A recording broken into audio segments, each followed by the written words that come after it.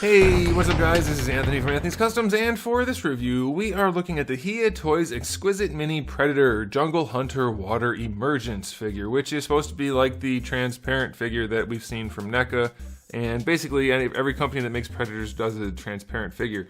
Now this one's a little interesting because it's kind of orange, and I'm not sure what's up with that. It shows it like that even back here, so we're going to talk about that. But we're going to talk about all of it. There are some very cool things about this and definitely some weird stuff. So let's go ahead and get it off the stand and take a closer look. This guy stands just about 4 3/8 inches tall, which makes him pretty close to a little bit over 11 centimeters. And just for those of you who aren't familiar with this scale or don't understand how sizing is based on rulers and stuff, here he is up against your regular Marvel Legends figure. He's tiny. So any detail that's on here, it's almost half as big as what you would find on a Marvel Legends. And of course, a Predator from NECA is a lot taller than a Marvel Legends figure, so that should give you some comparison. Okay, now question of the day. Do you guys collect this scale in general, or only for this type of line, these Predator lines? Or are you just watching this because it's one of my videos and you're nice? Let me know. Alright, so the weird thing about this guy is, I was expecting it to be perfectly clear, but if you look at the package, the shots back here have it fairly orange as well. Orange and yellow. And even this image up here has it. He's got very brownish orange going on for his arms and his chest. Like, the colors on the figure line up. I thought it was some kind of issue with the plastic they used, but apparently this is how they wanted it, because this is what it looks like even in their shots. So I was going to fault it. I was going to be upset right away, and I guess it's supposed to look like this, at least per their desire. I don't know if it's supposed to look like this per the movie, but this is what it looks like. So I guess that's what it's supposed to be. I can't say it looks great. It looks like a faded figure. I don't know. It's also strange to me that they painted the silver. Like, it's definitely transparent silver, so it has some of the effect. And we have the blue lightning going on, blue and white lightning everywhere. But the painted silver parts do throw the look off a little bit because they're more silver than they are transparent. But it is what it's supposed to look like, I guess. It's exactly what the images showed, so I can't fault it too much. And there's nothing else for me to really say about the paint job other than they did those things. And it matches what it's supposed to look like based on their images. So the sculpt is still really nice. It's really, really good. Hopefully you can get in there. If I get in tight, maybe you can see. Yeah, you can see he's got all the Predator details that you would expect. So yeah, I guess that's good.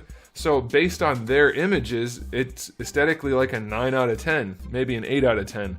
But based on what I would expect it to be, it's a lot lower because I thought it should be clear. You guys can weigh in on that in the comment section below. As far as accessories go, we get 2 alternate gripping hands, we get a transparent skull and spinal column, which is strange because why would that be transparent, but you do get that. And then you get the display stand with 2 little clips to hold it together with other display stands. Minimal accessories, 6 out of 10. Not great, and I'm not sure why the skull would be transparent. Now, as far as the articulation goes, these guys are small and it's fairly limited, but it's not bad for what it is. This is supposed to move around. It doesn't really want to too much. But you get a ball peg on that gun, on the blaster, and that works. You can rotate it, of course, and lean it around. And it's all made out of PVC, so it shouldn't break. Like, this isn't the brittle clear plastic. It should be okay, but you can rip it, so be careful with that if like a joint is stuck. The head is on, I think, a double ball peg. It moves around pretty well. I think, unless they started articulating the neck's not articulated, but it kind of feels like it is. Yeah, the neck is articulated, okay. Maybe they always have been, I don't remember. So the neck and head are both articulated on ball pegs, and you get really good range. The hair is soft, no problems there. For the shoulder, now this shoulder pad's gonna get in the way for articulation, but we'll do it on this side. You get better than horizontal on that ball hinge, so that's good. You do, of course, get your full rotation. Again, the blaster will be in the way up here, nothing they can do about that. You get a bicep swivel, standard bicep swivel, single jointed elbow, a little bit less than 90 degrees, but it is there. The gauntlet does rotate on the arm, both sides do. The wrists have a swivel. They're on a little ball peg, so they get a little bit of extra range than a swivel. And the blades over here extend and retract inside the gauntlet, so that's pretty cool. The detonator thingy on this side does not open. I know that's unfortunate, unless it does.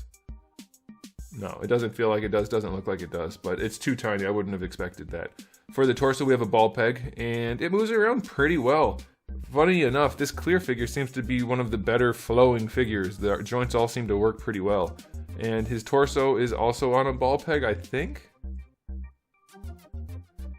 I don't know what's going on in the torso, actually. It looked like it was on a ball peg, but it doesn't feel like it is. It feels like it's moving on just the hips, maybe.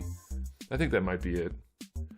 Either way, hips go pretty far forward. They go back, they go out to the side. They are just little ball sockets, but they're not super loose, and the figure's so light that it doesn't really matter. You get your thigh swivel, double jointed knee. Now this clear soft plastic, since it's not the brittle stuff, it is a little bit gummy, but I don't think it's going to matter as much at this scale since it's so small. For the ankles, you do get a hinge. That one's stuck. This one also feels stuck. There's a hinge here and a swivel, which is the reverse of what it should be.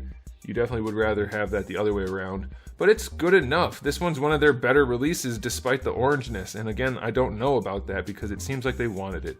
But the articulation works pretty dang well for this scale and this price point. So I'm happy with that. So I'm going to give the articulation a final verdict of 8 out of 10. They did a pretty good job. Now for the final verdict on this guy, I'm still confused by the coloration, but it seems like it's exactly what they wanted it to be, and the articulation works well and the accessories are fine. I'm going to give it a final rating of 7 or 8 out of 10. It's not bad. It's pretty good, and if you don't mind the coloring, then you're going to enjoy the figure. It's what you're paying for, since it matches the artwork that they showed. So can't complain about that, I guess. Alright guys, thanks for watching. If you enjoyed the video, please do give it a thumbs up. If you didn't, give it a thumbs down. And if you haven't subscribed, you might want to. I have new videos almost every single day and thousands already on the channel, so make sure you come back for all of that. And in the meantime, keep collecting.